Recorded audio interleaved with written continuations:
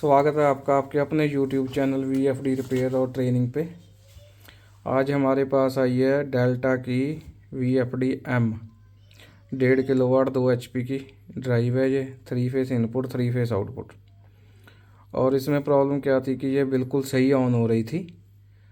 वैसे बिल्कुल कोई एरर नहीं था, कोई कुछ नहीं था, लेकिन जैसे इसके ऊपर मोटर रन करते थे तो ये UL का एरर दे देती थी, अंडर वोल्टेज का। तो उसमें और एक तो अंडर वोल्टेज का एरर दे देती थी, और एक इसमें जो प्री चार्जिंग रेजिस्टेंस लगी होती है वो हीट हो रही थी।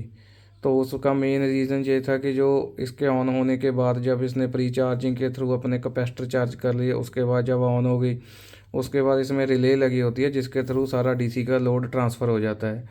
लेकिन वो रिले ख़राब थी, इसीलिए क्या था कि रिले ऑन नहीं होती थी और सारा लोड था जो वो रेजिस्टेंस के थ्रू रह जाता था। इसी वजह से वोल्टेज भी डाउन हो जाती थी और रेजिस्टेंस है वो भी हीट हो जाती थी। तो हमने रिले चेंज कर दी। रिले चेंज करने के बाद भी लेकिन उसके बाद कभी ऑन हो जाती थी, कभी रिले बंद हो जाती थी।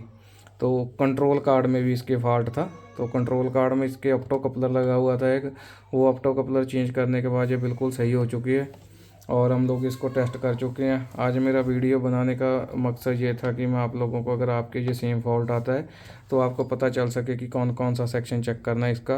कभी भी चलती ड्राइव में अंडर वोल्टेज आ जाए, जहाँ प्री चार्जिंग रेजिस्टेंस हीट हो जाए, तो उसका डायरेक्ट एक ही कारण होता है कि आपकी जो रिले है या तो वो ख़राब है, जहाँ रिले ऑपरेट हो रही है लेकिन उसके अंदर से कॉन्टैक्ट ऑन नहीं हो रहे, जहाँ फिर कंट्रोल कार्ड की तरफ से रिले को ऑन करने के लिए कमांड नहीं आ रही है। तो अगर आप ये 2-3 चीज़ देखोगे तो आपका अंडर वोल्टेज का जो एरर है वो क्लियर हो जाएगा।